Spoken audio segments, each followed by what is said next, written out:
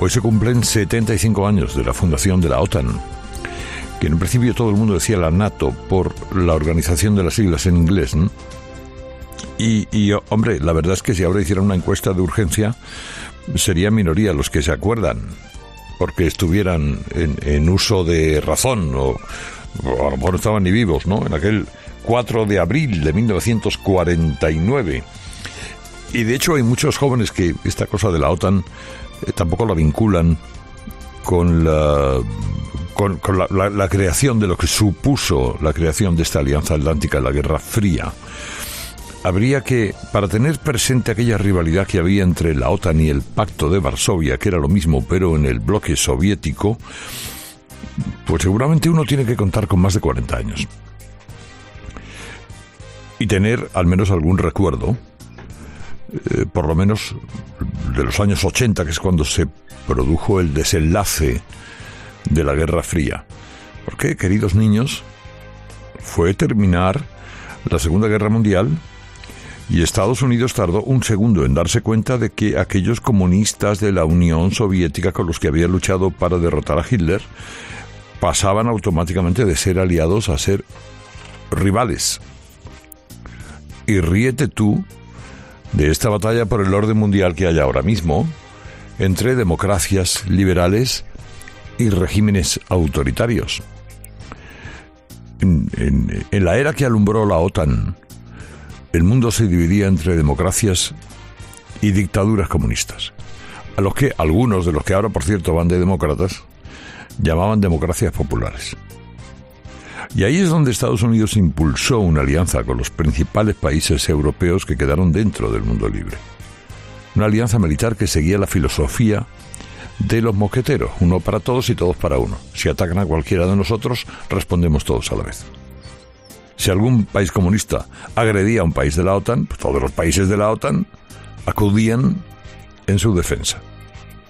El Pacto de Varsovia era lo mismo en el otro lado, y ahí la URSS, la Unión Soviética, metió a todos los países del bloque soviético, del bloque comunista, y la diferencia fundamental es que la OTAN fue una verdadera alianza entre socios. El Pacto de Varsovia era una cárcel que se revolvió contra alguno de los propios socios. Las tropas del Pacto de Varsovia invadían Hungría, luego invadían Checoslovaquia, en fin, que le voy a contar de todo aquel tiempo, ¿no? España entró en la OTAN en los 80 y entró en la OTAN de la mano de Leopoldo Calvo Sotelo, del gobierno de Leopoldo Calvo Sotelo. Luego ya saben ustedes el resto de la historia. En los 80 Felipe González, cuando llegó, que tenía que primero lidiar con aquel OTAN de entrada, ¿no?, que defendía el Partido Socialista, pero luego la Realpolitik le recordó lo que era la OTAN e impulsó un referéndum que muchos durante mucho tiempo hemos calificado de injusto con el pueblo español, porque puso sobre los hombros de los ciudadanos una decisión que tenía que haber tomado un responsable político, que era la de estar en la OTAN. Pero también es verdad que aquel referéndum sirvió para las negociaciones entre España y Estados Unidos, de tal manera que España, gracias a la pregunta que venció, obtuvo el sí, el respaldo del sí, aunque hubiera mucha abstención, el gobierno tuvo un respaldo para negociar con Estados Unidos, el abandono de algunas bases y el reequilibrio del número de fuerzas norteamericanas en suelo español. Claramente era un desequilibrio el que había. Y eso lo consiguió el gobierno de Felipe González gracias a ese referéndum, también hay que decirlo, ¿verdad? ¿Y qué pasó con la OTAN después de la caída de la URSS? Bueno, en buena parte perdió su razón de ser.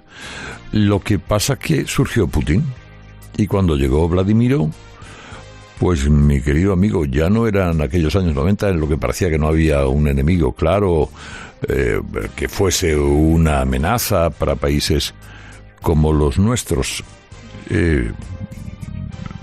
Surgió la amenaza yihadista. Tampoco parecía que una alianza de países con ejércitos fuera muy útil para luchar contra grupos terroristas y una amenaza tan etérea como ese tipo de grupos. Pero, el resurgimiento de Rusia ha hecho que la OTAN llegue a este 75 aniversario con una vida renovada. Primero porque han entrado dos países que tradicionalmente gustaban hacerse neutral, que eran Suecia y Finlandia, pero que comparten proximidad y desde luego el caso de Finlandia, miles de kilómetros de frontera con Rusia. Son dos buenos ejércitos, el de Suecia y Finlandia. No crean ustedes que son cuatro hippies con casco y con una pistolita de agua, ni mucho menos. Y Finlandia ya le ganó una guerra a Rusia hace unos cuantos años.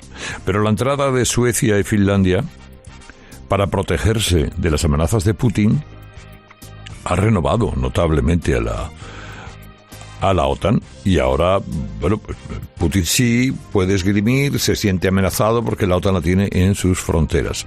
El origen de la invasión de Ucrania, la justificación de la invasión de Ucrania, estaba en que la entrada de Ucrania en la OTAN, no tanto en la Unión Europea, sí en la OTAN, ponía a Moscú a tiro de misil desde Kiev en cualquier momento. Eso que en realidad era la excusa organizativa, servía para el apetito que tiene Putin como buen ruso histórico por un territorio, el de Ucrania, que considera fundacional e importante. Pero bueno, ahora el debate de las fuerzas de la OTAN es si los países invierten el 2% de su PIB en el presupuesto de defensa. España se ha comprometido a hacerlo, no de un año para otro, es mucho dinero, efectivamente hay que hacerlo de forma escalonada, pero se ha comprometido a llegar al 2%, que fue una de las exigencias que cuando Trump, que es quien mantenía la OTAN, Estados Unidos mantiene la OTAN, cuando Trump era presidente, le dijo a todos los países: o ponen ustedes el 2%, o aquí, oiga, rompemos la baraja. Bueno, vamos a ver ahora qué pasa. Donald Trump va a exigir, como vuelva a ser presidente de Estados Unidos, el 2%, y nosotros estamos sin presupuestos. No va a haber presupuestos, pues porque Sánchez no quiere presentarse y que se lo revoquen, porque ya sabe lo que decía él: cuando se te revocan los presupuestos has de convocar elecciones. Y pues no hay presupuestos, con dos gónadas bien aterciopeladas.